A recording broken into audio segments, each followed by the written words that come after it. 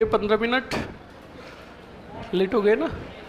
अरे पौन घंटा नहीं, ढाई बजे से ही क्लास थी आज।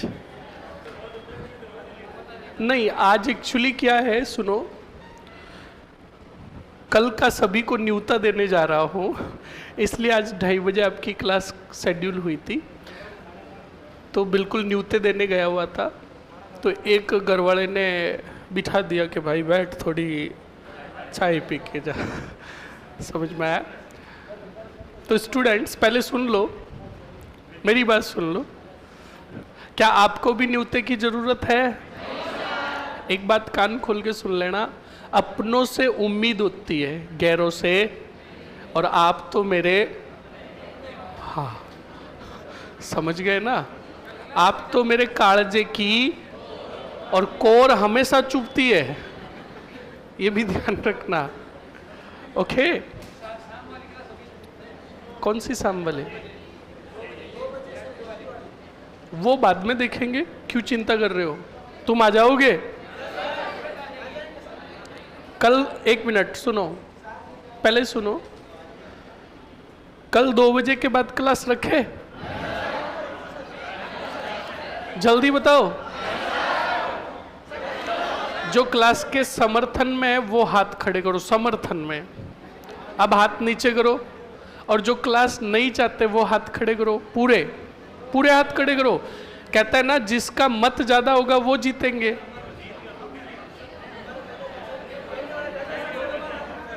ओके ओके, चलो अब ये मैं तय करूंगा होगी या नहीं। ओके, अब चलो आवाज नहीं।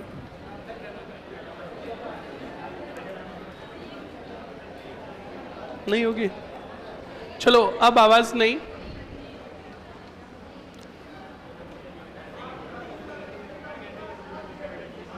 क्या बोल रहे हैं?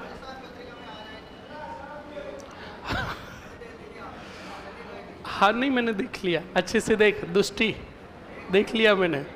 हाँ हाँ, वो बिल्कुल अखबार के अंदर थोड़ी वार में मिस्टेक हो गई थी। 5-6 दुष्ट आत्माओं ने मेरे को बोला कि सर हम आ जाए क्या क्लास में?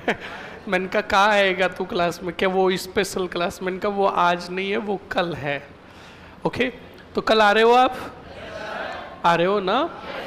मेरी बात सुन लो, मैं स्पष्ट कह रहा हूँ स्टूडेंट्स, उधर रण क्षेत्र की मैं भीतर जानकारी बता रहा हूँ, सुन लेना। उधर रण क्षेत्र से दुश्मनों ने संदेश भेजा है कि रण क्षेत्र छोटा पड़ रहा है। क्या पड़ रहा है? और सेना बहुत बड़ी आ रही है।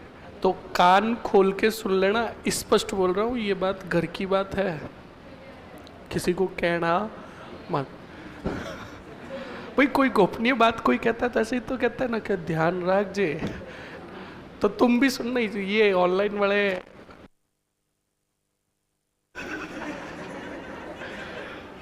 ओके, तो सुन लो, आप सभी को मैं कह रहा हूं, आप मेरे हो, अपने हो, सुन लेना। सेना बहुत बड़ी है। आप अगर चाहते हो कि जैसे मैं आपके सामने बैठा हूं वहीं पर आप मेरे सामने बैठे रहो, 7 बजे पहुंच जाना।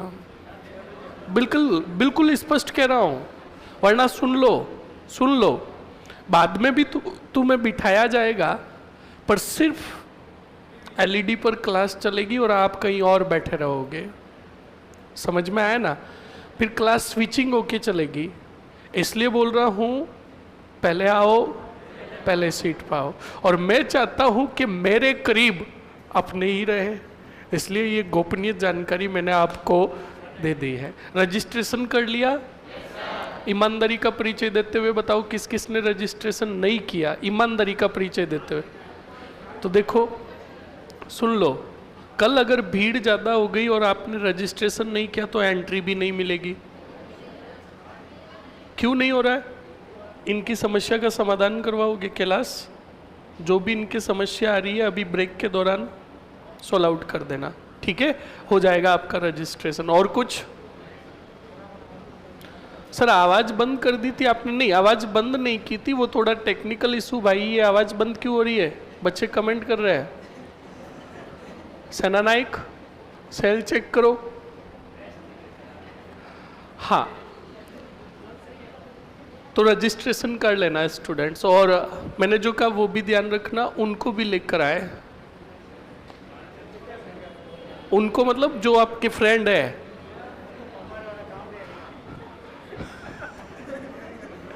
ओके, उनको का मतलब फ्रेंड का बोला है मैंने।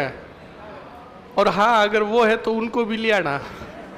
उनको बोलना कि चल डोबी आज चल, तुझे धुआं धार और खतर हिस्ट्री बतवाओ।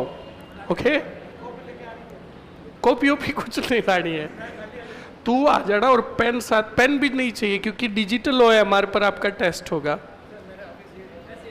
तो आ जाना पहले, मैं खुद 9 बजे आऊँगा वहाँ। सुनो, वही तो कह रहा हूँ ना, सुन लो। पहले आपका क्या होगा, टेस्ट होगा। टेस्ट के बाद, टेस्ट जो ही खत्म होगा बाद में मेरी क्लास स्टार्ट होगी। तो आपको तो पहले जाना पड़ेगा ना, पहले जाओ और हरावल बाग में डट जाओ। ओके, फिजिकली नहीं है, डिजिटल है, डिजिटल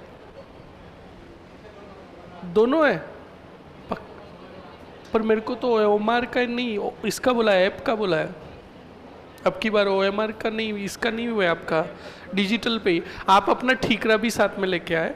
और छोड़ो, सुन लेना, कल कपड़े अच्छे पहन के आए, कल और भी आसपास के क्षेत्र के लोग आएंगे।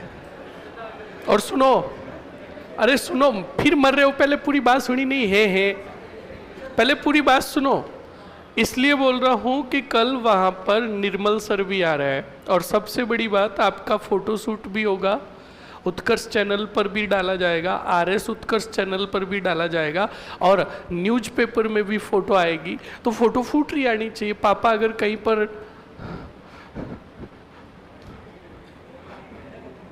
तुम मर जाओगे ऐसे मत, मुझे मत दिखाओ, हार्ट अटैक आ जाएगा।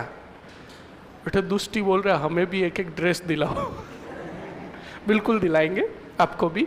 तो सुनो, तो आपकी अखबार में फोटो आएगी, और पिताजी कई रिश्ते की बात कर रहे हैं, अगले वाले कह रहे हैं नहीं सर नहीं, सोचेंगे सोचेंगे। तो पापा उनको व्हाट्सएप फोटो भेजेंगे कि मेरे छोरे की देखो अखबार में फोटो आई है। समझ में आया ना? तो क्या पता पितर बनने से बच जाओ। आओगे ना? ओके स्टूडेंट्स, चलिए अब आवाज नहीं, अब आवाज रोक दो। लास्ट पॉइंट बताओ, कहां तक पढ़ा हमने? अच्छा, खानवा लिख लिया था, और दोनों की युद्ध तैयारी लिख ली थी। अरे लिख लिया ना? ओके, चलो अब सुनो और समझो। सांगा के युद्ध को समझाए, ये खानवा के युद्ध को समझाए क्या? समझाए? चश्मिश खड़ी हो? हाँ आप खड़ी हो। हाँ तो भी खड़ी हो। हाँ तो भी खड़ी हो। हाँ तो भी खड़ी हो। हाँ तू चश्मिश, ये अरे पीछे है। इसी बैच के हो या गलती से आए हो? है? बोलो, इसी बैच के हो? तो फिर रेगुलर क्यों नहीं मर रहे हो? रीजन दो। अच्छा, बैठो मरो। आप? अच्छा, बुखार चला गया वापस? कल वापस आएगा और आपसे मिल के जाएगा और कहेगा 4 दिन और रेस्ट करो और 5वें दिन और आऊंगा मैं। बहाने बनाने में नंबर 1 है। अब क्या करें? इसके थोबड़े से देखो, इसको बुखार आया क्या? हाँ, बैठ जाओ। बहाना ऐसा बनाओ कि भरोसा हो जाए। अरे सुनो मेरी बात, मैंने आपको पहले भी कहा है, ध्यान रखना, पहले कह रहा हूं, और अगर दिमाग सटक गया ना तो यहाँ ला के फोड़ूंगा सबके सामने। ध्यान रखना। इसलिए डोंट क्रॉस योर लिमिटेशन। मेरी नजरें कहीं होगी पर निशाना हर एक पे है, इस बात का ध्यान रखें। और फिर यहाँ पे तुम्हारे ऊपर सभी हंसेंगे। वो मोहम्मद गोरी ने दांत निकाले थे तराइन के प्रथम युद्ध में, याद है? हाँ, इसलिए ध्यान रखें इस बात को। रेगुलर आओ मरो। ये क्या करते हैं, 5-7 छोरे भी है, 5-7 छोरियाँ भी है, ये 7 दिन में आती है और सिर्फ क्लास को संभाल कर जाती है कि हाँ हाँ सब जिंदा है, और ये बताने के लिए आते हैं कि हम भी जिंदा है, मरे नहीं है। पढ़ लो मर लो, 4 दिन 6 दिन बाद वैसे भी आपका कोर्स कंप्लीट हो जाएगा, और तुम पूरे कोर्स के अंदर 3 दिन आए हो। अब आज आए हैं, अगले 7 दिन नहीं, लास्ट क्लास के दिन शायद वापस आ सकते कि आज तो विदाई ले ले। अरे रेगुलर आओ। सर ऑनलाइन वालों की फोटो रेडियो में आएगी, हाँ बिल्कुल। चलो अब आवाज नहीं। सांगा का खानवा का युद्ध समझाऊं आपको? समझाना है? चलो सुनो और समझो। स्टूडेंट, सांगा के खानवा के युद्ध को अच्छे से सुन लेना, इसमें पूरा कंटेंट होगा। चलो बोर्ड पर बताता हूं आपको। देखो, मैंने आपको बताया था कि बाबर ने अपनाई थी तुलुगमा पद्धति। तुलुगमा पद्धति क्या होती देख लो। अपने सैन्य दल को 5 भागों में खड़ा करना। कितने भागों में? 5 भागों में। एक वाम पक्ष, एक इधर का पक्ष, और इधर उसने तोपें लगा रखी थी और इधर भी तोपें लगा रखी थी। इधर गहरी खाइयाँ खोद रखी थी और लकड़ियों के बड़े बड़े गट्ठे जो होते हैं ना, वो इकट्ठा करके रख रखे थे। सेम पोजीशन इधर भी थी ताकि कोई भी सैन्य दल इधर से नहीं आ सके, जो भी आए उसको सामने से आना पड़े। और ये थी सांगा की सेना। ओके, सांगा की सेना। अब सुनो और समझो। स्थिति बड़ी गजब की कर रखी थी। इधर से तोपे, इधर से भी तोपे और बारूदों का प्रयोग कर रहा था कौन? बाबर। और इधर से सांगा के सभी सैनिकों को लड़ना पड़ता कौन सी पंक्ति से बताओ? प्रथम पंक्ति से। अब सुनो, प्रथम पंक्ति से लड़ते तब प्रथम पंक्ति के सैनिक थकते और घायल होते और मरते, तो यहां से इशारा किया जाता था इस तोप विभाग को, इधर से इशारा किया जाता था इस तोप विभाग को। कहा जाता था थोड़ी देर के लिए बारूद चलाना रोक दिया जाए। फिर ये प्रथम पंक्ति के सैनिक 2 भागों में टूटते। इधर के सैनिक आ जाते और पीछे भाग कर जाते, इधर के सैनिक आ जाते और पीछे भाग कर जाते। अब बताओ कौन सी पंक्ति का नंबर आया? और दूसरी पंक्ति में सैनिक तरोताजा होते और तरोताजा सैनिक आगे किसकी सेना से भिड़ते? सांगा की सेना से। अब सुनो, ये जो सैनिक होते इनमें घायल भी होते और थके हुए भी होते। बाबर पीछे रिजर्व फोर्स लेकर खड़ा था। ये सैनिक पीछे जाते बाबर के पास, बाबर उनका क्या करवाता? इलाज। और इलाज कराकर वापस पीछे उन सैनिकों की क्या बना देता? पंक्ति। अब बताओ, अब दूसरी पंक्ति लड़ रही है, फिर इसका नंबर, फिर इसका नंबर, फिर इसका नंबर और फिर इसका नंबर आएगा, तब तक सैनिकों को आराम भी मिल जाएगा। सही एक नहीं है? घूम घूम कर सैन्य दल के माध्यम से दुश्मन सेना पर अटैक करना, और यही पद्धति कहलाई तुलुगमा पद्धति। बोलो समझ में आया कि नहीं आया? तो अब सुनो, पूरा सैन्य दल लड़ रहा था। तोपों और बारूदों के आगे सांगा के सैनिक अपनी वीरता भी दिखा रहे थे और मारे भी जा रहे थे, क्योंकि आपको पता बारूद के आगे सैनिक धराशायी होंगे। सांगा की सेना के पास ऐसे कोई भी बारूद वगैरह नहीं थे, परंपरागत हथियार ही थे, तलवार भाले, और उन्हीं से लड़ रहे थे। ओके, तो सुनो और समझो। स्थिति बड़ी विकट बनी। स्थिति एक ऐसी बनी कि पूरी चारों तरफ से सेना गिर गई। किसकी? सांगा की। इधर यही बाबर का दल, ये बाबर का दल, और पीछे बाबर की ही सेना, और इधर पूरी ये सेना किसकी है बताओ? सांगा की। जब स्थिति बड़ी विकट बनी तो मध्य भाग में लड़ रहे थे, बताओ कौन? राणा सांगा। बताओ कौन लड़ रहे थे? राणा सांगा के जस्ट पास लड़ रहे थे झाला अज्जा। बताओ कौन लड़ रहे थे? झाला, अज्जा और सज्जा। ओके, थोड़ी ही दूरी पर लड़ रहे थे मालदेव राठौड़। जो नाम लिख रहा हूं इनको तो गिन कर गांठ दे देना, और अभी इनका काम बताऊंगा तो ऑटोमेटिकली चीजें आपको पूरी याद हो जाएगी। मालदेव राठौड़ यहां थोड़ी ही दूरी पर लड़ रहे थे अक्खेराज देवड़ा, कौन थे? और यहां पर लड़ रहे थे स्टूडेंट अशोक परमार, कौन लड़ रहे थे? अशोक परमार। और यहां पर लड़ रहे थे स्टूडेंट पृथ्वीराज कछावा, कौन लड़ रहे थे? अब सुनो और समझो स्टूडेंट, कई बार क्या होता है आपको भी पता है, क्या होता है क्या नहीं होता है, अच्छे से सुन लेना और समझ लेना। कई बार होता है ना, हम शादियों में जाते हैं, कोई फ्रेंड्स के या कोई फैमिली में शादी में जाता है तो वहाँ पर डीजे बजता है। क्या बजता है? डीजे बजता है, और हम भी जाकर बैठ जाते हैं, और डीजे पर जब हमारा फेवरेट सॉन्ग बजता है, कोई भी सॉन्ग, राजस्थानी सॉन्ग कोई भी चलता है, सॉन्ग चलता है, तब ऑटोमेटिकली हम बैठे बैठे सीट से यूँ करने लग जाते हैं, और वो पैर धीरे धीरे यूँ पटकने लग जाता है। सही है कि नहीं है? और जैसे ही हमारा मतलब मधुर संगीत बजता है तो हमें आनंद की अनुभूति प्राप्त होती है, वैसे ही कान खोल के सुन लेना स्टूडेंट्स।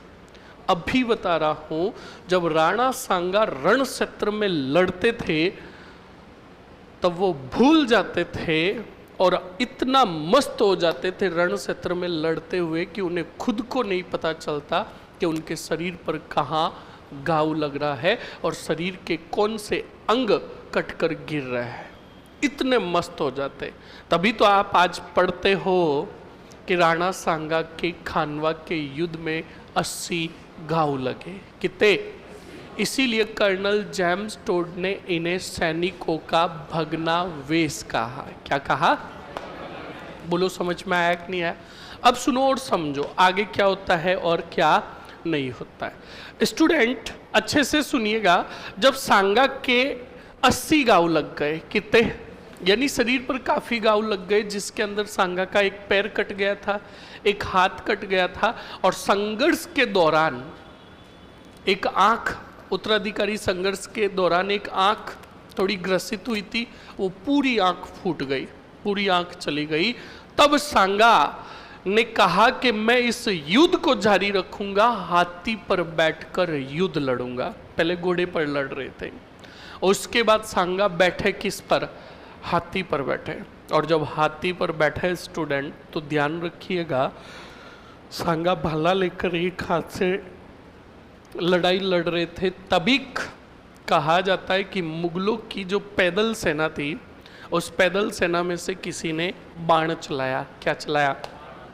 वो सैनिक कौन था कोई भी जानकारी नहीं मिलती है, क्योंकि मुगलों की सेना की तरफ से बाण आया, और वो बाण रण क्षेत्र में जो सांगा लड़ रहे थे, सांगा के सिर में आकर लगा।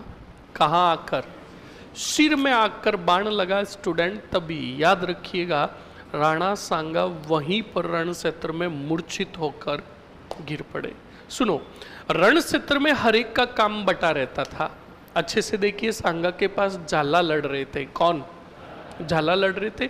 और झालाओं का काम एक ही हुआ करता था कि सांगा के यानी राणा के आसपास रहना, और अगर रण क्षेत्र के अंदर राणा के ऊपर कोई खतरा मंडरा है तो उस स्थिति में राणा को वहां से सुरक्षित निकालना। समझ में आया कि नहीं आया? तो जब स्टूडेंट सांगा मूर्छित होकर गिरे तो झाला अज्जा और सज्जा पास में ही थे। झालाओं को पता चल गया, तो झालाओं ने इशारों ही इशारों में आसपास जो सरदार और सेनानायक और राव लड़ रहे थे उनको मैसेज भेजा, मतलब संदेश भेज दिया। तो बिल्कुल संदेश गया, जो मैंने अब नाम लिखे, मालदेव राठौड़, अक्खेराज देवड़ा, अशोक परमार और पृथ्वीराज कछावा। ये लड़ते लड़ते बिल्कुल आए किसके पास? सांगा के पास। तो मैंने आपको पहले भी कहा या नहीं कहा तो अब सुन लो, रण क्षेत्र में युद्ध कब तक लड़ा जाता था? बोलो, जब तक राजा पकड़ा नहीं जाए, मारा नहीं जाए या भाग नहीं जाए। अगर राजा घायल हो जाता, मारा जाता, भाग जाता या पकड़ा जाता, तो उसके बाद उसके सैनिक भाग जाते। तो सुनो और समझो, यहाँ पर मूर्छित होकर कौन गिरे? शांगा। तो सभी सेना नायकों ने कहा कि ये राणा का वाहक जो है वो खली है, किसी को भी राणा का राज चिन्ह देकर इस हाथी पर बिठाओ, वरना सैनिकों को पता चल गया कि राणा घायल हो गए हैं तो सब सैनिक रण क्षेत्र छोड़कर भाग जाएंगे। तो सवाल उठा कि राणा का राज चिन्ह धारण कौन करेगा, राणा बनकर युद्ध को लड़ेगा कौन? तो स्टूडेंट सबने निर्णय लिया, सरदारों ने, और कहा किसको वो कहा? अरे बोलो, किसको कहा? जो शुद्ध गलत है, क्योंकि हमने आज तक वास्तविक इतिहास पढ़ा ही नहीं है, हमें इतना ही पता है। और बिल्कुल टीचर भी आते रहते हैं, धमाधम ठुकाते, झाला अजा। ध्यान रखना, यहीं पर लड़ रहे थे एक चुंडावत। कौन? और उस चंडावत का नाम था रतन सिंह चंडावत। कौन थे? इस रतन सिंह चुंडावत को कहा गया क्योंकि चुंडावत हमेशा हरावल भाग में लड़ते थे। कौन से भाग में? तो रतन सिंह चुंडावत को संदेश भेजा, कहा सभी सरदारों ने निर्णय लिया कि हरावल भाग में लड़ता है चुंडावत और चुंडावतों का योद्धा है रतन सिंह। रतन सिंह चुंडावत को बुलाओ और उन्हें राज चिन्ह धारण करके हाथी पर बिठाओ राणा बनाकर। तो बिल्कुल रतन सिंह अपने सैनिकों के साथ आगे रण क्षेत्र में लड़ रहे थे, तभी इन सरदारों ने संदेश भेजा। रतन सिंह चुंडावत लड़ते हुए इन सरदारों के पास आए। सरदारों ने कहा कि रतन सिंह जी, जल्दी से ये राज चिन्ह धारण करो राणा का और राणा बनकर इस हाथी पर बैठो और युद्ध को जारी रखो और लड़ो, क्योंकि राणा घायल हो चुके हैं और ये बात अगर सैनिकों में फैल गई तो सभी सैनिक रण क्षेत्र छोड़कर भाग जाएंगे। तब रतन सिंह चुंडावत ने सभी सरदारों को हाथ जोड़े, कहा माफ करना सरदारों, मैं ये राज चिन्ह धारण नहीं कर सकता। तो सभी ने रतन सिंह चुंडावत को बड़ी है दृष्टि से देखा। है दृष्टि का मतलब समझते ही हो। तब बिल्कुल सभी ने कहा कि रतन सिंह जी, विकट स्थिति में आप राज चिन्ह धारण करने से मना कर रहे हो और चुंडावत हमेशा हरावल भाग में लड़ता आया है, और तुमने इस स्थिति में जब राणा घायल पड़े, बेहोश पड़े हैं और तुमने राज चिन्ह धारण करने से मना कर दिया, क्या आज चुंडावतों में भय है मौत का या दुश्मन का? तब रतन सिंह चुंडावत ने वापस क्या जवाब दिया, सुनना और समझना। का माफ करना सरदारों, क्योंकि अगर राज चिन्ह मैंने धारण किया तो मैं अपने पूर्वजों का जो वचन है उसको खंडित कर दूंगा। याद कीजिए, चुंडा ने राज सिंहासन छोड़ा कि नहीं छोड़ा? और कहा कि चुंडा ने राज सिंहासन छोड़ा और आज ये चुंडावत राज चिन्ह धारण करके राणा बन के अगर उनकी जगह पर बैठेंगे तो हमारे पूर्वजों का दिया वचन खंडित हो जाएगा। इसलिए माफ कीजिए, मेरा सम्मान रखिए, मैं बैठ नहीं सकता, पर वचन देता हूं कि जो राज चिन्ह धारण करेगा मौत तब तक उसकी नहीं आ सकती जब तक रतन सिंह चुंडावत जिंदा है। बोलो समझ में आया कि नहीं आया? ये रतन सिंह चुंडावत, ध्यान रखना, तुम्हारे माइंड में आ रहा है वो चुंडावत मांगी सैलानी सिर काट दे दियो सतरानी, ये वो नहीं है। कान खोल के सुन लेना, वो मेवाड़ के राणा राज सिंह के समय आएंगे, पर उनका भी नाम रतन सिंह चुंडावत, इनका भी नाम रतन सिंह चुंडावत। समझ में आया कि नहीं आया? इस बात को आप अच्छे से ध्यान रखिएगा स्टूडेंट। तो ये रतन सिंह चुंडावत की बात जब सरदारों को वास्तविक रूप से पता चली तो सरदारों ने कहा यार बात तो सही है, चुंडा ने राज सिंहासन को त्यागा और आज इन्हीं चुंडावत जी को हम राज चिन्ह धारण करके बिठाए तो इनके पूर्वजों का दिया हुआ वचन टूट जाए, हमें इनका मान रखना चाहिए। तो कहा कि तो ये राज चिन्ह धारण कौन करेगा? तब सबने निर्णय लिया और कहा कि ये राज चिन्ह धारण करेगा झाला अज्जा। कौन? तब कहीं जाकर झाला अज्जा ने ये राज चिन्ह धारण किया। बोलो समझ में आया कि नहीं आया? आया ना? इस बात को हमेशा ध्यान रखिए। अब सुनो, ना तो किताबों ने ये बात लिखी, सही एक नहीं है, और ना टीचरों ने ये बात बताई, तो बताओ वास्तविकता तो सिर्फ किताबों में दबी रह गई। सही एक नहीं है। वरना यहाँ पर देखते हैं तो बिल्कुल चुंडावतों का त्याग और बलिदान देखो।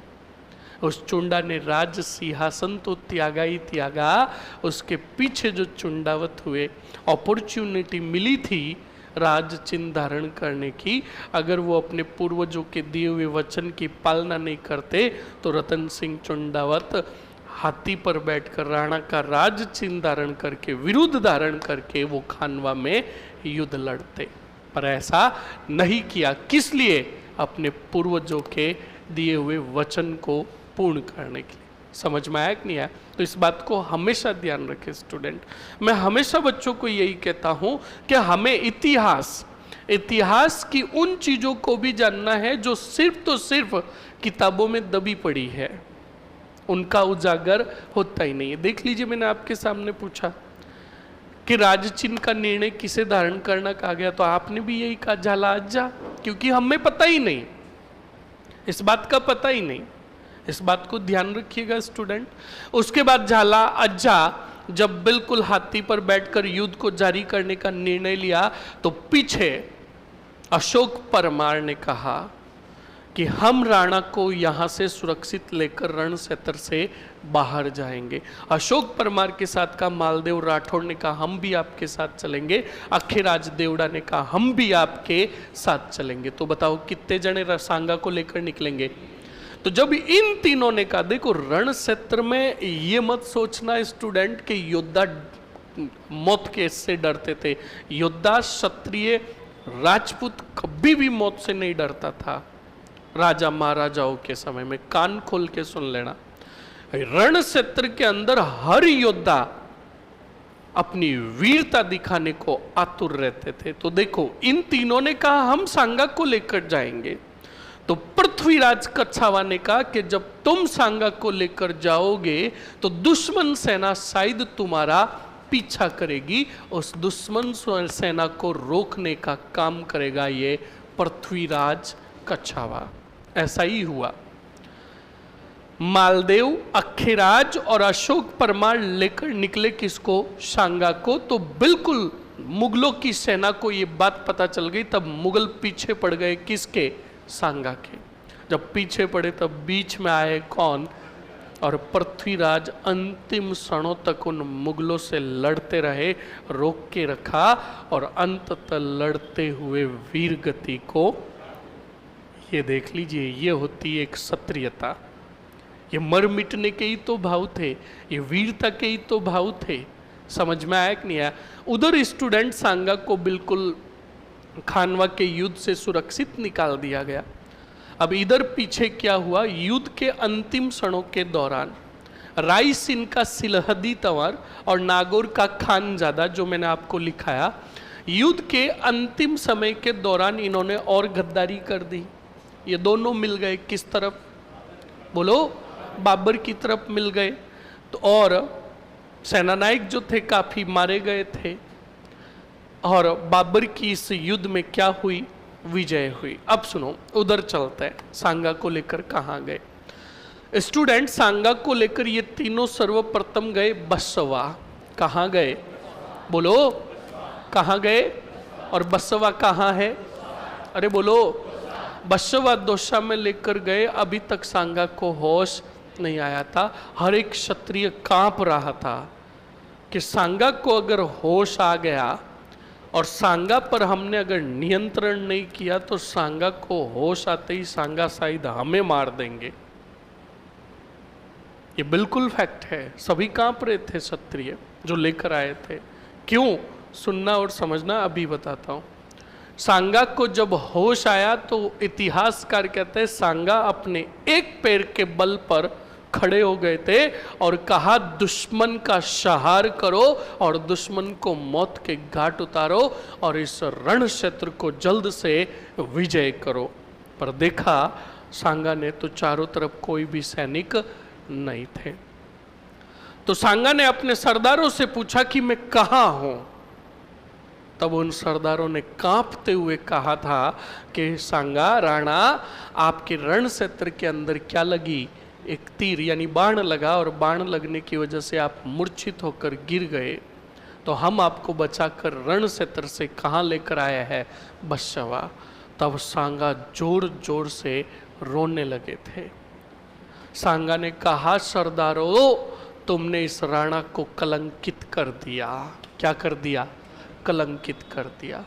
कि जिस राणा के नाम से दुश्मन सेना रण क्षेत्र छोड़कर भाग जाती थी, आज तुम उसी राणा को रण क्षेत्र से भगाकर यहां लेकर आ गए। आने वाले समय में लोग मुझे कहेंगे, मेरे बारे में कहेंगे कि रण क्षेत्र छोड़कर भाग गया। ये मेरी शान के विरुद्ध है। अरे रण क्षेत्र तो मेरा शयन कक्ष था, मुझे वही मरने देते ताकि मेरी शान के विरुद्ध कोई बात नहीं होती। ये बात किसने कही? तो देखो, ये भी एक वीरता का एक अनूठा परिचय। मतलब राजा क्षत्रिय जो हुआ वो मरना पसंद करता कहाँ? रण क्षेत्र में, पर रण क्षेत्र को छोड़कर जाना पसंद नहीं करता। इस बात को ध्यान रखिएगा। जब राणा को भयंकर गुस्सा आ रहा था तो सभी सरदारों ने कहा, करे तो क्या करे। राणा जल्द ही वापस युद्ध का ऐलान करेगा। राणा के शरीर पर 80 घाव लगे हुए हैं और उधर परिणाम हमारे पक्ष में नहीं आया है, और हम अगर अब वापस जाकर लड़े तो एक भी जिंदा बचेगा नहीं। तो कहा करे तो क्या करे? तो कहा एक ही ऐसा व्यक्ति है जो सांगा पर नियंत्रण पा सकता है, सांगा को समझा सकता है। आप में से कोई बताएगा वो व्यक्ति कौन? आप में से कोई बताएगा वो व्यक्ति कौन था जो सांगा को समझा सकता था, सांगा उनकी बात सुन सकते थे? जल्दी बताओ। उसके चाचा मेदिनी राय, राव मालदेव, और कोई बोल? करमचंद पवार, ससुर जी। हमारे ससुर जी भी कई बार तुम्हें कहेंगे कि पढ़ ले पावना, पढ़ ले मर ले। हम उनकी बात मानते हैं। बेटे कह रहे उनके ससुर जी करमचंद पवार। सुन लो, व्यक्ति के अंदर पहले तुमने सुना ही नहीं, मैंने व्यक्ति बोला। व्यक्ति में पुरुष भी आते हैं, महिला भी आती है, ध्यान रखना। और व्यक्ति में यानी इनकी एक रानी थी, हाड़ी रानी कर्मावती। कौन थी? तो कहा इनको हाड़ी रानी कर्मावती के पास ले लो, रणथंबोर। कहाँ? तो देखो सवाल और बन रहा है कि राणा सांगा को खानवा से सर्वप्रथम कहाँ ले जाया गया? बसवा दोसा। फिर सवाल बनेगा बसवा दोसा से सांगा को कहाँ ले जाया गया? तो देखो ये कहानियां कंटेंट की हमें कवरअप करनी है, जिससे ऑटोमेटिकली सुनने से ही कंटेंट कवरअप हो जाए। तो सुनो, हाड़ी रानी कर्मावती इस समय रणथंबोर में थी अपने 2 पुत्रों के साथ, विक्रमादित्य और राजकुमार उदय सिंह। कौन? बोलो। बिल्कुल, सरदारों ने कहा कि सांगा को यहां से रणथंबोर ले लेते हैं। वहीं पर हाड़ी रानी कर्मावती है जिनकी बात मानते हैं। कौन? सांगा। तो बिल्कुल वहां से सांगा को रणथंबोर के महलों में जब लाया जा रहा था तो हाड़ी रानी कर्मावती महलों से दौड़कर बाहर की तरफ आई, क्योंकि घायल थे, लेटा कर लाया जा रहा था सांगा को। तो स्टूडेंट दौड़कर बाहर गई। जब हाड़ी रानी दौड़कर बाहर गई, महलों के भीतर प्रवेश हुआ सांगा को, तो वापस महलों के अंदर की तरफ से एक वीरांगना के रोने की आवाज आई। उस वीरांगना ने महल के आंगन के बीच में बैठकर अपनी सुहाग की जो निशानियां थी हाथ पटक पटक कर तोड़ दी और अपना सिंदूर जो था वो मिटा दिया। जब अंदर से वीरांगना के रोने की आवाज आई तो हाड़ी रानी दौड़ी दौड़ी वापस अंदर गई, सांगा को छोड़कर दौड़ी दौड़ी गई। तो आगे देखा तो उस वीरांगना ने सुहाग की जो भी निशानियां होती उन सबको तोड़ दिया था, मिटा दिया था। वो हाड़ी रानी कर्मावती उस वीरांगना के पास आई और कहा, तू ये क्या कर रही है? ये सुहाग की निशानी क्यों मिटा रही है बिना कुछ जाने? तब उस वीरांगना ने क्या कहा, सुनना और समझना। उस वीरांगना ने कहा कि जब राणा इस स्थिति में आए हैं तो मेरा सुहाग बचा नहीं होगा। हाड़ी रानी वापस दौड़ी दौड़ी गई, किसके पास? सांगा के पास। सांगा को जाकर कहा कि उसने अपने सुहाग की निशानियां मिटा दी है राणा जी, आप ही चलकर उसे कहिए कि ऐसी कोई भी बात नहीं है। तो सांगा ने अपने सैनिकों से, सरदारों से उस योद्धा की खबर ली।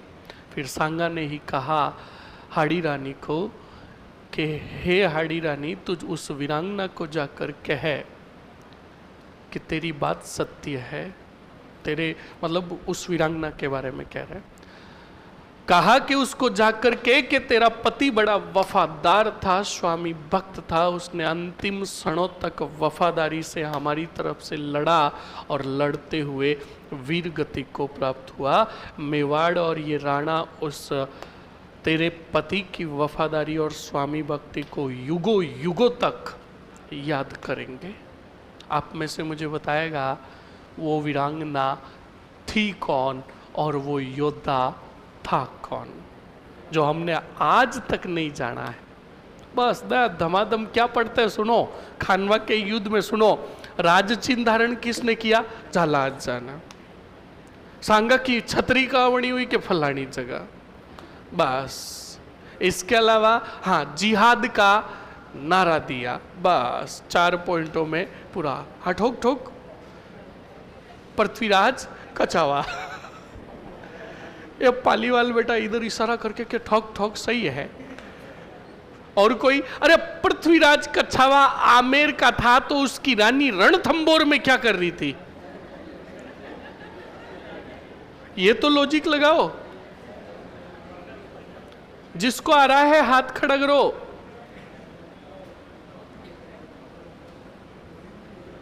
चंदेरी का मेदिनी राय, करमचंद पवार। बॉयज सोचो सोचो थोड़ा, यही तो बात है। मैं इसीलिए कहता हूं सुन लो। अरे पहले सुनो, यही तो बात है स्टूडेंट के इतिहास, वास्तविक इतिहास सिर्फ ग्रंथों में ही पढ़ा है, हमने आज तक पढ़ा नहीं है। और ये जब सवाल बने ना तो तुम्हारे होश उड़ जाएंगे। कौन बताएगा? एनीबडी? अब वो तो दिख रहा है, नोबडी। सुन लो, हसन का मेवाती। वाह, ये इसको तो कुछ और ही पता है। इसको पूछ के वो दुकान कहाँ है या फिर कहाँ चलना है। सुनो, रतन सिंह चुंडावत। कौन कौन बोला? तूने जो बोला कौन बोला? खड़ा हो, सच बता, बोला या नहीं बोला? सच बोलेगा तो बिठा दूंगा।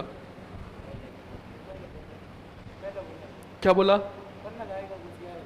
बोला या नहीं बोला? सच बता, बिठा दूंगा। झूठ बोला तो? बोला पक्का? क्या नाम है तेरा? लंकेश। अरे बोल सही। हाँ, ऐसे बोलना। फिर राकेश के लिए क्लैपिंग करो स्टूडेंट। बिल्कुल, इसने उत्तर सही बताया है, बिल्कुल। याद रखिएगा, वो वीरांगना कोई और नहीं जिसका मेवाड़ के इतिहास में स्वर्णिम अक्षरों से नाम लिखा हुआ है, जो राजकुमार उदय सिंह की दाई माँ थी, पन्ना दाई। समझ में आया कि नहीं आया? दाई क्यों लगा? क्योंकि उन्होंने उदय सिंह का पालन पोषण किया। उसका वास्तविक नाम तो पन्ना था। क्या था? हाँ, और पन्ना का पति ही सांगा के तरफ से खानवा के युद्ध में लड़ते हुए वीरगति को प्राप्त हुआ। समझ में आया कि नहीं आया? और तुम्हें यह भी बता दूं कि मेवाड़ के राज चिन्ह में किस किस का उल्लेख है? आप में से कोई बताएगा? मेवाड़ के राज चिन्ह में, मेवाड़ के राज चिन्ह में किसका उल्लेख है? बस वाह, दिमाग पे जोर मत लगाओ, इतना ही चलता है, हैंग हो जाएगा मोबाइल की तरह। और बेटे कुछ तो ऐसे हैं जिनको कोई आइडिया नहीं है, वो भी कर रहे हैं कि उल्लेख तो होना चाहिए, ताकि सर की नजर पड़े तो लगे कि हाँ ये सोच रहे हैं, सोच रही है। बड़े दुष्ट आदमी हो, और तुम्हें एक को भी पता नहीं है तो भी वेट कर रहे हैं शायद। बस आवाज नहीं सुन लो, पहले अपनी आवाज रोको, बताओ। बहुत बढ़िया, इसके अलावा बैठो, बहुत बढ़िया, बिल्कुल सही बताया इन्होंने। एक तरफ राणा का चित्रांकन और दूसरी तरफ भील सरदार का चित्रांकन, बीच में चित्तौड़ दुर्ग और चित्तौड़ दुर्ग पर उगता हुआ सूरज। और ध्यान रखना, पन्नाधाय के पति का नाम था सूरजमल चौहान, सूरज सिंह चौहान या सूरजमल चौहान। और यही सूरज दो चीज का प्रतीक है, एक तो मेवाड़ के राणाओं को इतिहास में हिंदुआ सूरज कहा गया, और दूसरा सूरज सूरज सिंह चौहान। राणा ने कहा था ना कि पन्ना, तेरे पति की स्वामी भक्ति और वीरता और पराक्रमता को ये मेवाड़ और राणा युगों युगों तक याद करेंगे। तो वो राज चिन्ह में जो सूरज है वो ऐसे ही नहीं बनाया गया, उसके लिए कुछ त्याग था, कुछ बलिदान था। समझ में आया कि नहीं आया?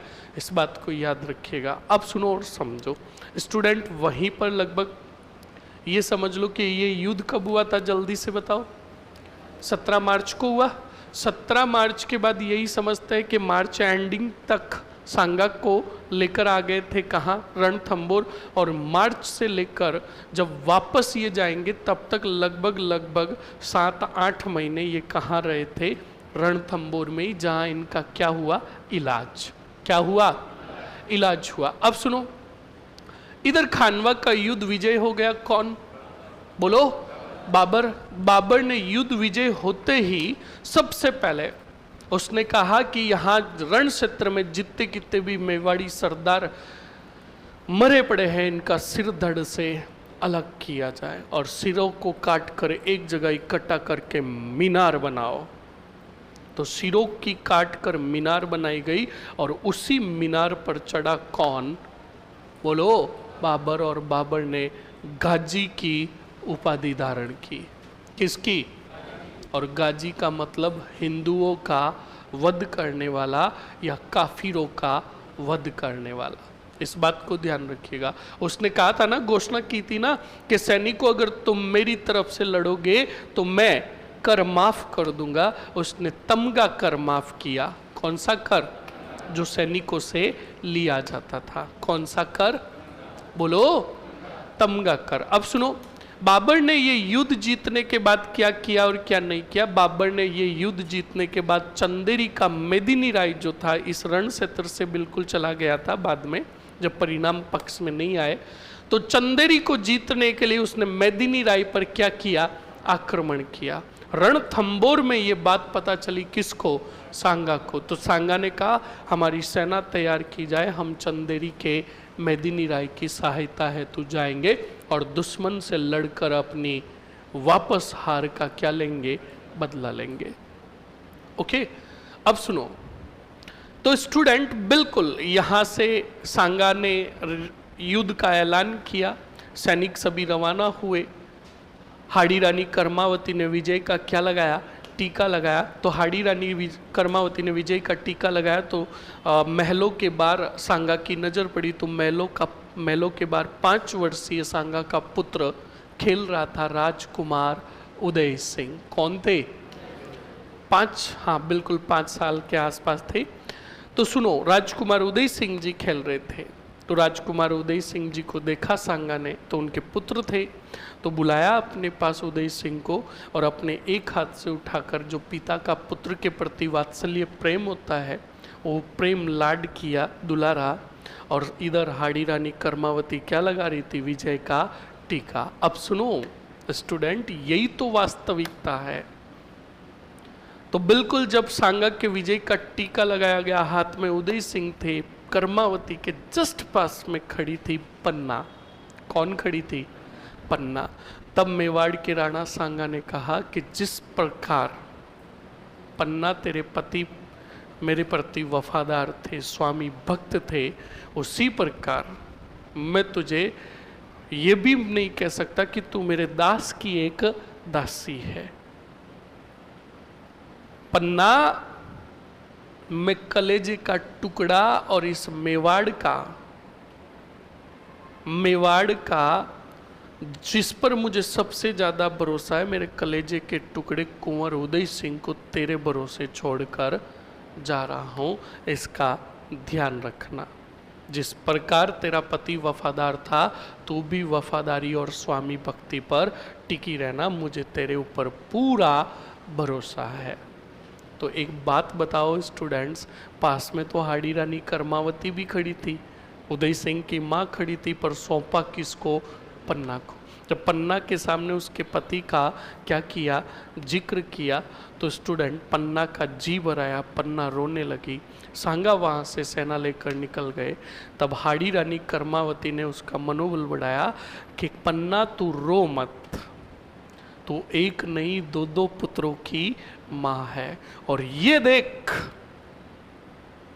विडम्बना देख, एक सगी माँ सामने खड़ी, पर राणा को इस सगी माँ से भी ज़्यादा भरोसा तेरे ऊपर है।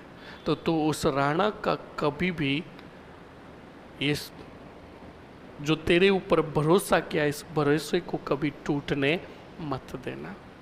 स्टूडेंट्स फिर सांगा गए चंदेरी की तरफ, सेना का जहाँ पर पड़ाव डाला, उसके अगले ही दिन सांगा ने ऐलान कर दिया कि अगली सुबह को हम सेना का पड़ाव उठाएंगे और दुश्मन पर क्या करेंगे? आक्रमण करेंगे। सैनिकों ने कहा कि सैनिक हम कम है। सांगा के सैनिकों ने कहा, सरदारों ने कहा, हमारी संख्या कम है, हमारे योद्धा खुद घायल है, और ऐसे में अगर जाकर दुश्मन से लड़े तो एक भी जिंदा बचकर नहीं आएगा। तो आखिरकार क्या करें? तो कहा एक ही उपाय है, सांगा को मना भी नहीं कर सकते हम। तो कहा क्या करें? तो कहा सांगा को विष दे देते हैं। तब ध्यान रखिएगा स्टूडेंट, इरिच नामक स्थान पर, कहा? इस मेन एग्जिट लोकेशन का नाम ध्यान रखना। इरिच नामक स्थान पर सांगा को क्या दे दिया गया? जहर दे दिया गया। और 30 जनवरी 1528 को कालपी में, बोलो कहाँ? कालपी के अंदर सांगा की क्या हो गई? मृत्यु। अब कालपी से सांगा के शरीर को वापस मेवाड़ की तरफ लाया जा रहा था। तो जब लाया जा रहा था स्टूडेंट, तो कहा जाता है कि जिस दिन लाया जा रहा था शाम हो गई थी, तब तक शरीर लेकर आए थे योद्धा बसवा तक। कहाँ? शाम हो गई, सूरज ढलने लगा। और आपको पता है हमारे हिंदू धर्म की कुछ परंपराएं हैं, शाम के समय और रात्रि के अंदर शरीर को, शव को कभी भी चलाया नहीं जा सकता, खुले आसमान में रखा भी नहीं जा सकता। इस बात को ध्यान रखना, खुले आसमान में हम लेकर भी नहीं जा सकते, इस बात को ध्यान रखना। ये हमारे हिंदू धर्म की कुछ परंपराएं हैं। खुले आसमान में लेकर नहीं जा सकते, रात्रि के समय अंतिम संस्कार भी नहीं होता। तो बसवा में आए, तब तक रात हो गई थी, तो सभी सरदारों ने वहीं पर कहीं आसरा लिया और रुके वहाँ। क्या किया? रुके वहाँ और रुके, और बाद में सुनना स्टूडेंट, अगले दिन यहाँ से वापस रवाना हुए। तो देखो सांगा का शरीर, शव एक दिन कहाँ रुका था? बसवा में। वहीं पर जहाँ पर रुका था, इस घटना की याद में वहाँ पर बनाया गया स्मारक। क्या बनाया गया? स्मारक का मतलब चबूतरा। क्या बनाया गया? और उसके बाद अगले दिन लाया गया मांडलगढ़। कहाँ? और मांडलगढ़ के अंदर सांगा का क्या हुआ? अंतिम संस्कार, जहाँ पर सांगा की क्या बनी हुई है? छतरी भी बनाई हुई है। और ये छतरी जो बनवाई थी अशोक परमार ने बनवाई। किसने बनवाई? ये थे हमारे मेवाड़ के राणा सांगा। कान खोल के सुन लेना, ये युद्ध सिर्फ राजस्थान इतिहास की दृष्टि से ही महत्वपूर्ण नहीं था, ये भारतीय इतिहास के लिए भी बड़ा महत्वपूर्ण था। सांगा की हार के बाद मेवाड़ के जितने कितने भी रियासतें और वहाँ के क्षत्रिय राजा जो होंगे, वो सब मुगलों के अधीन आ जाएंगे। राजस्थान की परंपरा, राजस्थान की संस्कृति, राजस्थान की कला, राजस्थान की शिल्प कला, हर एक पर प्रभाव पड़ेगा मुगलों का। किसका? मुगलों का। समझ में आया कि नहीं आया? इस बात को ध्यान रखिएगा। अब जल्दी से फटाक फटाक से पॉइंट लिख लो। सर आप ऑनलाइन वालों का रिप्लाई नहीं देते। मैं हर एक आकाश हर एक का रिप्लाई देता हूं, पर सुनना ऑनलाइन वालों, मैं रिप्लाई कब दूंगा? जब समझा कर फ्री होऊंगा तब। जब मैं हर एक का कमेंट देखने लग गया तो फिर समझाऊंगा कब? तो इस बात का ध्यान रखें स्टूडेंट, जब मैं लिखाता हूं ना तब आप कमेंट करा करें, ताकि मैं आपके कमेंट को देखकर आपका उत्तर दे दूं। इस बात को ध्यान रखें। आकाश वापस बता क्या पूछ रहा था? तो आप लिखो तब तक। महत्वपूर्ण बिंदु ही लिख रहे हैं ना, लिखो जल्दी से। महत्वपूर्ण बिंदुओं के उसी आगे प्रोसेस में लिखो, फास्टली लिखो। लिखो सांगा जब खानवा के युद्ध में घायल हुए,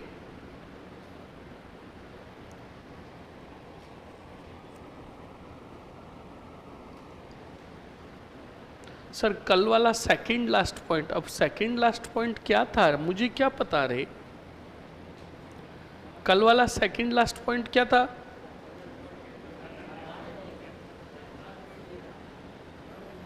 सबसे लास्ट में तो ये लिखाया था कि कर्नल जेम्स टोड ने के अनुसार खानवा के युद्ध में सांगा की तरफ से कितने 7 प्रथम श्रेणी के राजा, 9 राव और 104 सरदार लड़े थे। इसके अलावा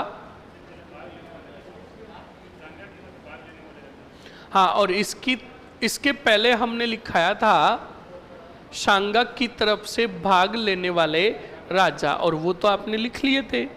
ओके, अब लिखो जल्दी से आगे। लिखो सांगा जब युद्ध में घायल हुए,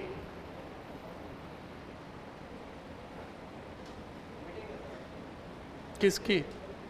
कौन सी मीटिंग है?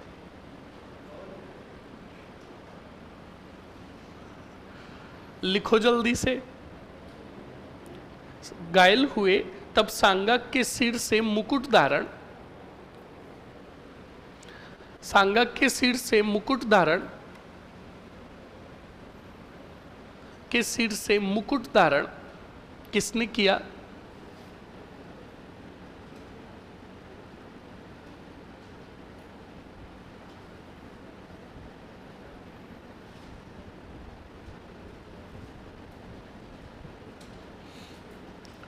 मुकुट धारण किसने किया? झालाझा ने किया। लिख लिया। अगले पॉइंट में लिखो। अब बताओ जल्दी से बताओ, सांगा को घायल अवस्था से लेकर कौन कौन निकले थे? मालदेव राठौड़, अक्खेराज देवड़ा और अशोक। और एक पॉइंट याद कीजिए, अशोक परमार को खुश होकर सांगा को जब होश आया तब सांगा ने खुश होकर ऊपर माल बिजोलिया या विजयावली की जागीर प्रदान।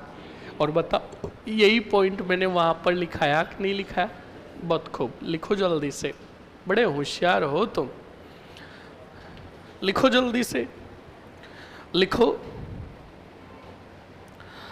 लिखो राणा सांगा को घायल अवस्था में, राणा सांगा को घायल अवस्था में खानवा से मालदेव राठौड़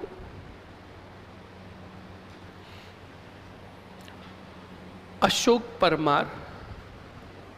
परमार व अक्खेराज देवड़ा लेकर गए,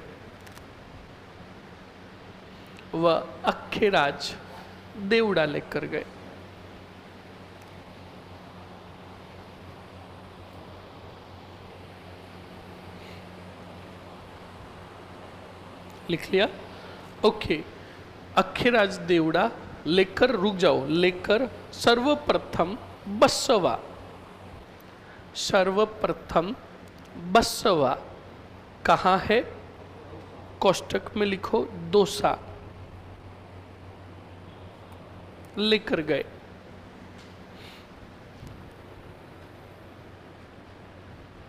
लिख लिया? नेक्स्ट लिखो स्टूडेंट, नेक्स्ट लिखो स्टार और नोट लगाकर, स्टार और नोट लगाकर लिखो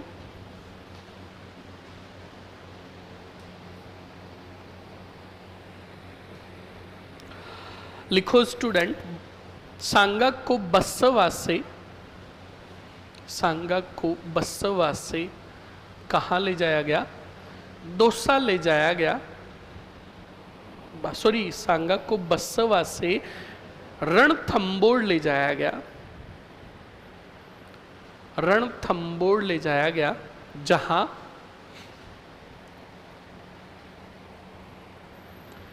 जहां सांगा का,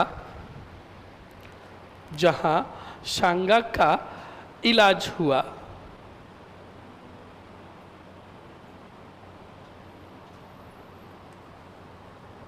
इलाज हुआ, लिख हुआ, हाँ हुआ। आगे बढ़ो, अगले पॉइंट में लिखो स्टूडेंट, लिखो जल्दी से। बाबर ने युद्ध विजय के पश्चात, बाबर ने युद्ध विजय के पश्चात, युद्ध विजय के पश्चात बताओ किसकी उपाधि धारण की? बोलो, बिल्कुल लिखो, गाजी की उपाधि धारण की।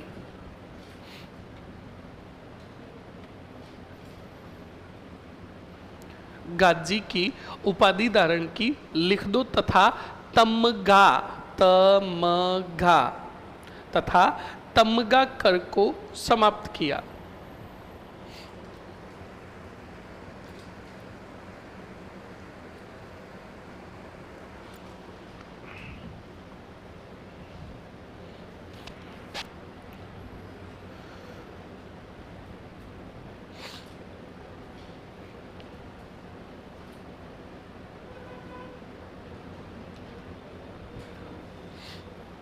लिख लिया? अरे लिख लिया ना? हाँ, एक भाई सवाल पूछ रहा है, सर आपने पृथ्वीराज छिछोदिया के बारे में बताया कि उनकी रानी ताराबाई थी। ठीक है, ताराबाई के नाम पर गढ़ बीटली दुर्ग का नाम ताड़ागढ़ रखा, मगर वो तो उस समय ना तो मेवाड़ के राजा थे और ना ही अजमेर के। फिर उन्होंने अजमेर दुर्ग को कब जीत कर उसका नाम ताड़ागढ़ रख दिया? अब सुनो और समझो। अरे राजा वो तो नहीं थे, पर उनके पिता राणा रायमल तो थे, और रायमल के समय अजमेर किसके अधीन था? मेवाड़ के अधीन था। किसके? मेवाड़ के अधीन था, और मेवाड़ के अधीन था तो इसका मतलब पृथ्वीराज तो वहां पर जा सकते हैं। समझ में आया कि नहीं आया? अब सपोज करो हमारे पिताजी ने थोड़ी जमीन बाहर ले ली, तो हम वहां पर गए और उसी जमीन पर 25-50 का प्लॉट जो था वहां पर एक अच्छा सा घर बना दिया और उसका नाम अपनी रानी के नाम पर रख दिया, अपनी लुगाई के नाम पर रख दिया। छोड़ो, ये गलती करना ही मत। अगर उसके नाम करा दिया और कल अगर 19-20 हो गई तो रोड पर सोना पड़ सकता है, इसलिए सावधान रहे, सतर्क रहे। अब आगे मैं कुछ नहीं बोलूँगा, क्योंकि ये वीडियो अगर मेरे घर पहुँच गया तो मैं धर्म संकट में फंस जाऊँगा, है ना। मतलब 100 बातों की एक बात सुनो। तो अब वहाँ पर हमने घर बना दिया और उसका कुछ नाम रख दिया किसी के नाम पर, तो अब ये थोड़ी कहेंगे कि ये हम तो राजा ही नहीं थे, कब प्लॉट ले लिया, कब कर लिया। अरे मतलब मेवाड़ का साम्राज्य और साम्राज्य का राजा उसके अधीन है, तो वो चीज़ उसी की हुई भाई। ओके, ध्यान रखे, लिखो। इतना दिमाग तो मैथमेटिक्स में लगाता तो आज पक्का कोई इंजीनियर होता। हिस्ट्री में अपना दिमाग बिल्कुल भी नहीं लगाया। मैंने कहा ना, हिस्ट्री पढ़ी जाती है विद्वानों के अनुसार और तथ्यों के आधार पर। हम नहीं कह सकते कि ऐसा क्यों हुआ, क्यों नहीं हुआ। नो, लिखो जल्दी से। क्या लिखा आपने? तमगाकर को समाप्त कर दिया? अरे कर दिया ना। अब बताओ, सांगा फिर यहां से किसकी सहायता हेतु जाएंगे सेना लेकर? चंदेरी के मेदिनी राय। तो लिखो, सांगा रणथंबोर से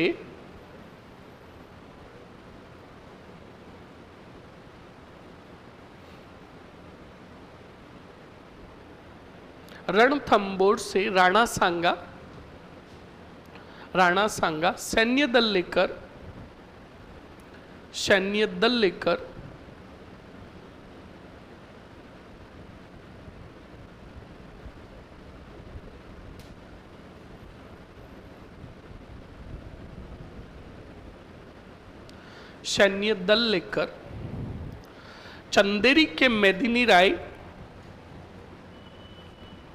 चंदेरी के मेदिनी राय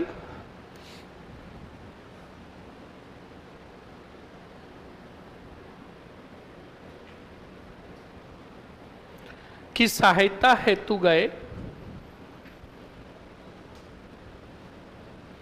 चंदेरी के मेदिनी राय की सहायता हेतु गए तथा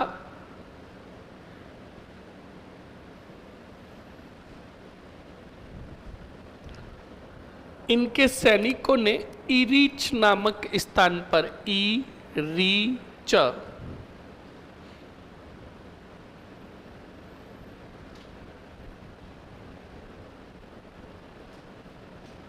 इरीच नामक स्थान पर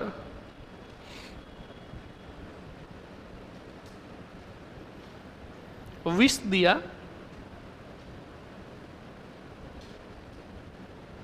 इरीच नामक स्थान पर विष दिया। इस कारण 30 जनवरी 1528 को कालपी में सांगा की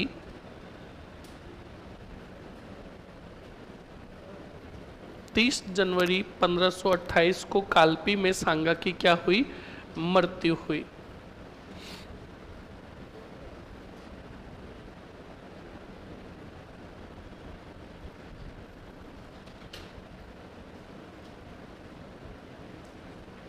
लिख दिया, आगे बढ़ो।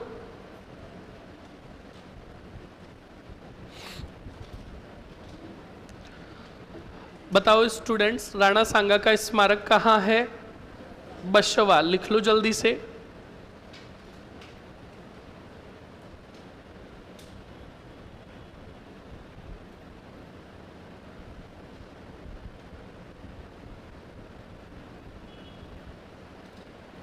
स्मारक लिख दो, बशवा दोसा, और फिर अगले पॉइंट में लिखो सांगा का अंतिम संस्कार, सांगा का अंतिम संस्कार व छत्री।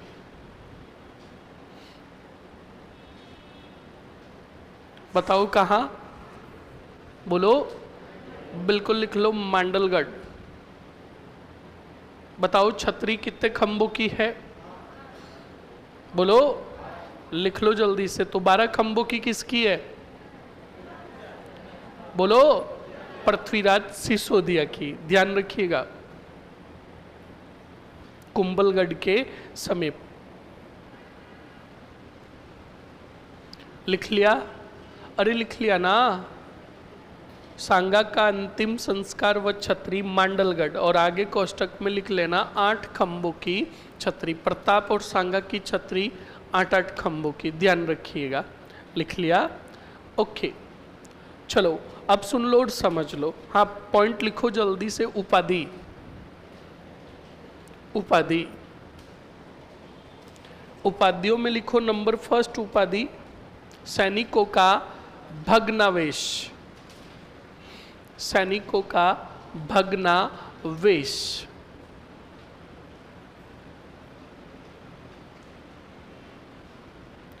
सैनिकों का भग्नावेश लिख दिया। अगले पॉइंट में लिखो सैनिकों का भग्नावेश के साथ, ये किसने कहा? कोष्टक में लिखो कर्नल जेम्स टॉड।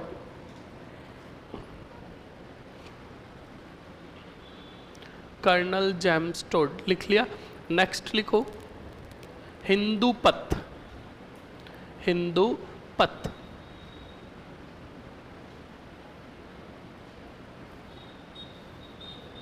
हिंदू पथ लिख लिया? अरे लिख लिया ना।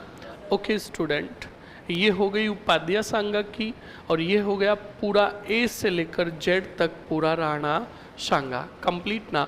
अब सुनो स्टूडेंट, आप में से मुझे कौन बताएगा कि राणा सांगा के बाद मेवाड़ का राजा कौन बना था? एक हाथ खड़ा है, दो हाथ खड़े, तीन हाथ खड़े, चार हाथ खड़े, पांच हाथ, छह हाथ, सात हाथ। हाँ ठीक है, विक्रमादित्य। और कोई और कौन बताएगा? ये देखो, विक्रमादित्य के बताने के बावजूद भी हाथ खड़े हैं, तो कुछ सस्पेंस है। पीछे पीछे कौन? बनवीर। टूपा दे दूंगा, इसलिए कहता हूं क्लासे रेगुलर लो, मरो। ऑनलाइन ली, फिर ऑफलाइन बैच क्यों लिया? पैसे ज्यादा थे, तो फिर गलत बात है ना ये। कौन बताएगा? बता। नयन कभी तो रिकॉर्ड तोड़ यार। ये कह रहा है मैंने अगर रिकॉर्ड तोड़ने स्टार्ट कर दिया तो पिछले वाले एक भी नहीं बता पाएगा। बताओ। रतन सिंह कौन बने? कान खोल के सुन लेना, कौन बने? हाँ, इधर विक्रमादित्य कौन बोला था? विक्रमादित्य के पहले राजा बनेंगे रतन सिंह, जो 3 वर्षों तक क्या करेंगे? शासन। यानी सुन लेना, सांगा के पुत्रों के बारे में बता देता हूं। सांगा के पुत्र थे भोजराज। कौन थे? बोलो। ये भोजराज कोई और नहीं, मीराबाई के पति थे। कुछ इतिहासकार कहते हैं ये खातोली के युद्ध में मारे गए, और कुछ कहते हैं ये खानवा के युद्ध में मारे गए। चाहे खानवा में मारे जाओ, चाहे खातोली में मारे जाओ, जानकारी ये मिलती है कि सांगा के जीते जी भोजराज की क्या हो गई? मृत्यु। उसके बाद बड़े पुत्र, मतलब जो बड़े नंबर में जो आए, उनका नाम था रतन सिंह। क्या नाम था? बोलो। तो सुनो, जब रतन सिंह का राजा बनना तय था तो ये बात सांगा के पहले की है। मतलब अभी जो मृत्यु हुई ना, और बसवा मैंने बताया ना, रणथंबोर में थी कौन? हाड़ी रानी कर्मावती। तुम्हें सवाल पूछना चाहिए, पर तुम सभी मूर्ख हो। तुम्हें पूछना चाहिए कि सर राजधानी चित्तौड़ थी, तो हाड़ी रानी कर्मावती रणथंबोर में क्या कर रही थी? भले ही हमें क्या करना, क्या कर रहे थे। समझ में आया ना? अब सुनो उसके पीछे की कहानी। ये जब सांगा जिंदा थे तो एक दिन सांगा दरबार में बैठे थे, दरबार खत्म हुआ, गए तो उनसे हाड़ी रानी कर्मावती मिली, और हाड़ी रानी कर्मावती ने कहा, हे राणा, आपके बाद नो डाउट राजा बनेंगे रतन सिंह। कौन बनेंगे? मेरे भी कितने पुत्र हैं? 2, विक्रमादित्य और उदय सिंह। और मैं नहीं चाहती कि आपके बाद कोई लड़ाई टंटे हो, इसलिए आप एक काम करो, जीते जी मेरे पुत्रों के लिए अपने ही हाथों से कोई जागीर दे दो। मैं ये नहीं कह रही कि मेरा पुत्र राजा बनेगा, पर जागीर तो मेरे पुत्रों को भी चाहिए। तो बिल्कुल सांगा ने कहा, आपकी बात सही है, पर इसका निर्णय हम बड़े दरबार में रतन सिंह के समक्ष ही लेंगे। तो बिल्कुल अगले दिन दरबार लगा। दरबार में कुंवर रतन सिंह भी बैठे थे। भरे दरबार में सांगा ने कुंवर रतन सिंह को कहा कि रतन सिंह जी, आपको हमारे बाद राणा बनना है। राणा का काम और पद तुम्हें ही मिलेगा। तुम्हारे भाई है विक्रमादित्य और उदय सिंह। अगर आपको कोई ऐतराज नहीं हो तो हम उन्हें रणथंबोर का सूबा यानी जागीर देना चाहते हैं। इसमें हम आपकी अनुमति और आपकी राय जानना चाहेंगे। तब रतन सिंह ने उस समय इतना अच्छा जवाब दिया, और जब मैंने किताब में पढ़ा तो स्टूडेंट मुझे गर्व हुआ किस पर? रतन सिंह पर। हालांकि बाद में तो इनके भी कारनामे गजब के होंगे, पर इन्होंने जवाब जो दिया बड़ा अच्छा जवाब दिया। क्या जवाब दिया? सुनना और समझना। कहा, हे मेवाड़ के राणा, आप मेरे पिता हो, और जब तक पिता जीवित है पुत्र का कोई भी अधिकार नहीं कि वो अपने पिता को कोई राय दे। आपने जो निर्णय लिया वो मेरा निर्णय, आपको जैसा उचित लगे आप वैसा निर्णय लीजिए।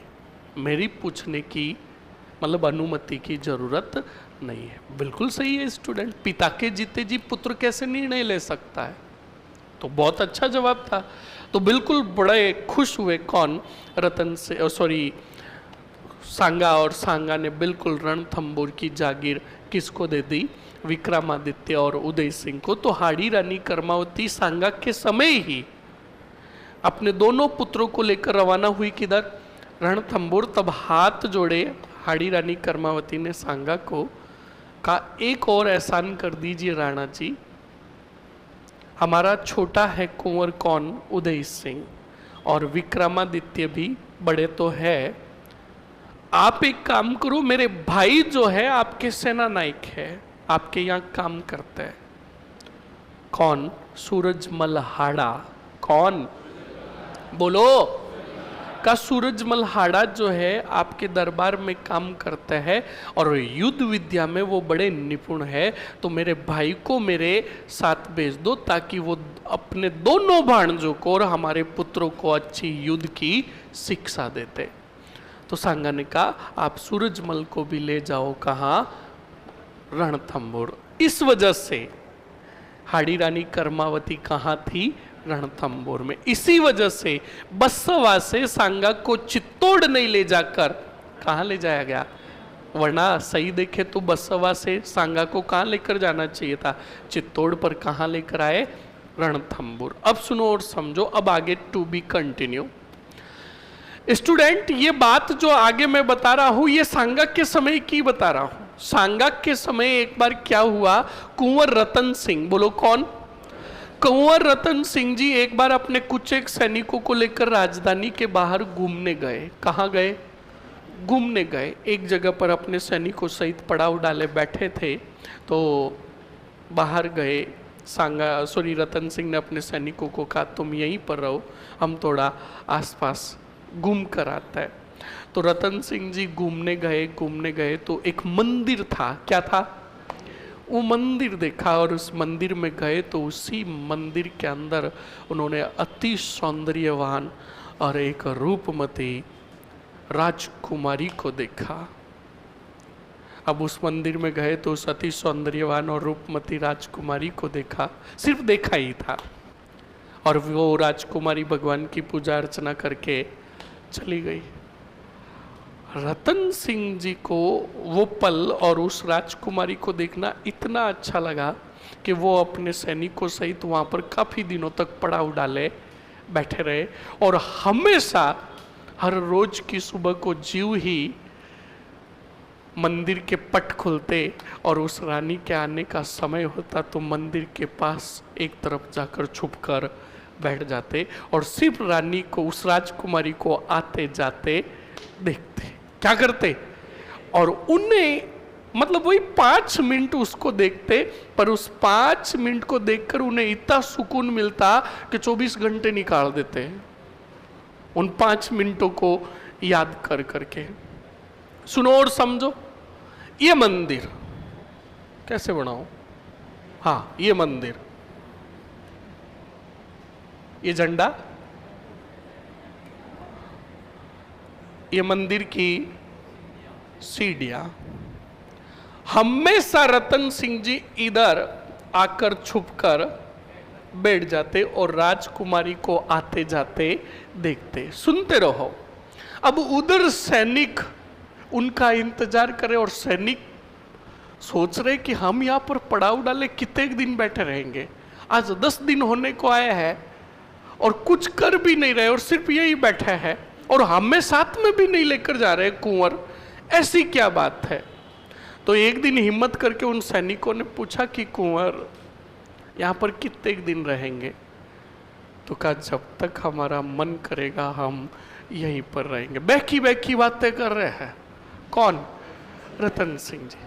तो सैनिकों ने कहा हम क्या करें? तो कहा तुम एक काम करो, राजधानी चले जाओ। कहा तुम? तो कहा हम यहीं पर रहेंगे। तो कहा हम वहां पर जाकर आदेश क्या देंगे? कहा कुछ नहीं, कहो कि कुंवर अकेला शिकार करने के लिए गया हुआ है। मतलब बिल्कुल राणा को बात पता चले, वास्तविक रूप से सुनो पहले, अगर राणा को पता चल जाए तो राणा सैनिकों को दंडित करे कि तुम कुंवर को अकेले छोड़कर क्यों आए। समझ में आया कि नहीं आया? और कुंवर अगर सैनिकों को सच्चाई बता दे, वो अगर आगे जाकर बता दे कि मामला तो कुछ और है, तो पापा फुड़ंती निकाले हैं।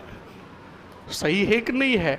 तो स्टूडेंट उन्होंने सैनिकों को सभी को भेज दिया और हर रोज की सुबह ज्यों ही पूजा अर्चना का टाइम होता, रतन सिंह जी आकर छुप छुप के उस राजकुमारी को देखा करते थे। एक दिन क्या हुआ, सुबह का समय हो गया, सुबह का समय हो गया, उस राजकुमारी के आने का समय हो गया, पर रतन सिंह जी सोए हुए थे। आंख खुली तो देखा घड़ी का टाइम हो गया। तुम्हें समझाने के लिए बता रहा हूं। तो वो भागे भागे आए, हमेशा इस तरफ छुपा करते थे, पर उस दिन गलती से, मतलब गलती लेट होने की वजह से वो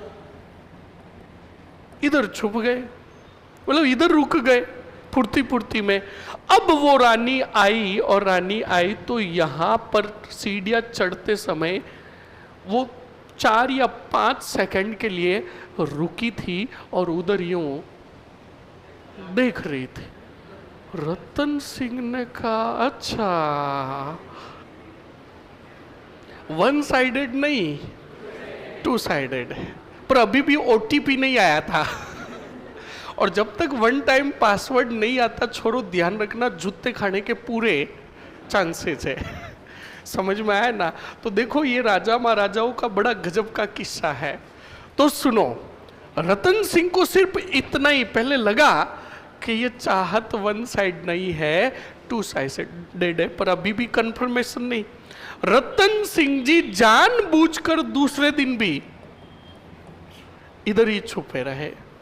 अब वो राजकुमारी आई अगले दिन, और आई तो उस राजकुमारी ने देखा उधर, रुकी यहाँ पर और काफी देर तक देखने लगी, काफी देर तक आगे पीछे गई, देखा कोई भी दिखाई नहीं दी। रतन सिंह जी ने कहा, वेरिफिकेशन। अब वेरिफिकेशन हो गया, पर सुनो, राजकुमारी जब मंदिर में गई तो हिम्मत करके डरते डरते पीछे गए। कौन? रतन सिंह जी। और आगे राजकुमारी भगवान की पूजा अर्चना कर रही थी, पीछे खंबे के पीछे जाकर खड़े हो गए। कौन?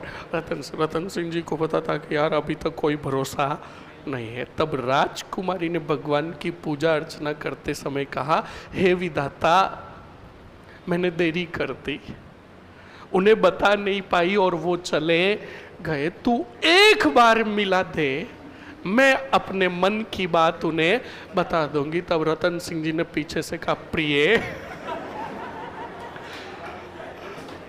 क्योंकि अब तो ओटीपी सब आ गए थे, तो बिल्कुल रतन सिंह जी ने कहा, प्रिय।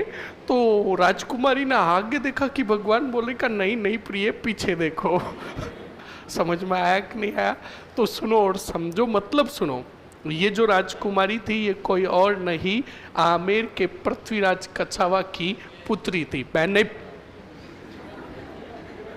पुत्री थी। कौन थी? बोलो, अरे बोलो, पुत्री थी। अब सुनो, अब छुप छुप के इस मंदिर में ही मिला करते थे। कौन?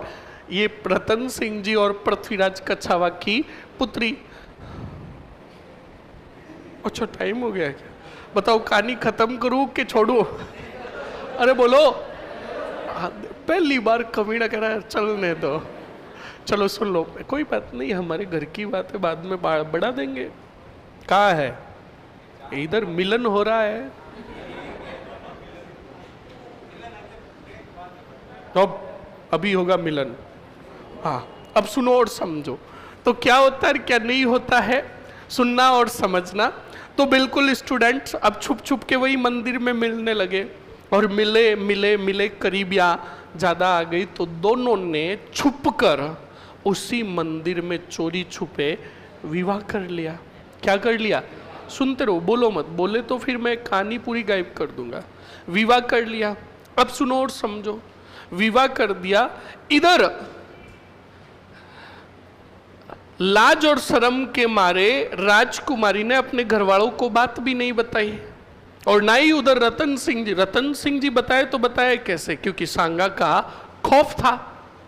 किसी ने अपने घर वालों को बात ही नहीं बताई। इधर पृथ्वीराज कछावा ने इस राजकुमारी का विवाह कहीं और तय कर दिया। क्या? और कहीं तय कर दिया, और एक योद्धा के साथ इस राजकुमारी का क्या कर दिया? विवाह। क्या कर दिया?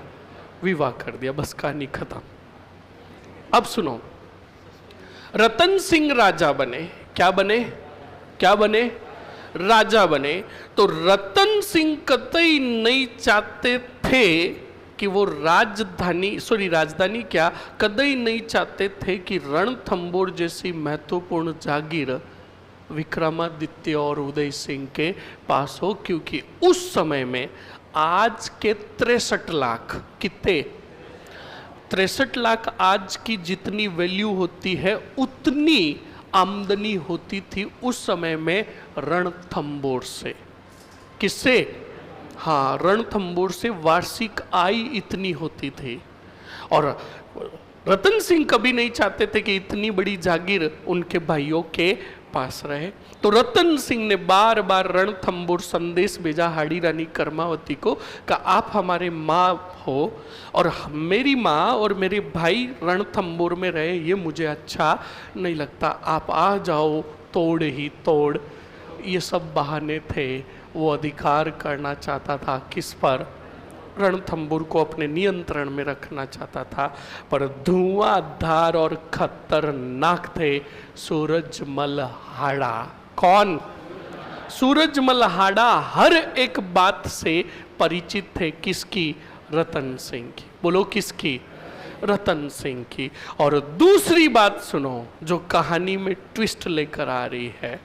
पृथ्वीराज कछावा ने अपनी राजकुमारी, अपनी पुत्री का विवाह किसी और से नहीं, सूरजमल हाड़ा से किया।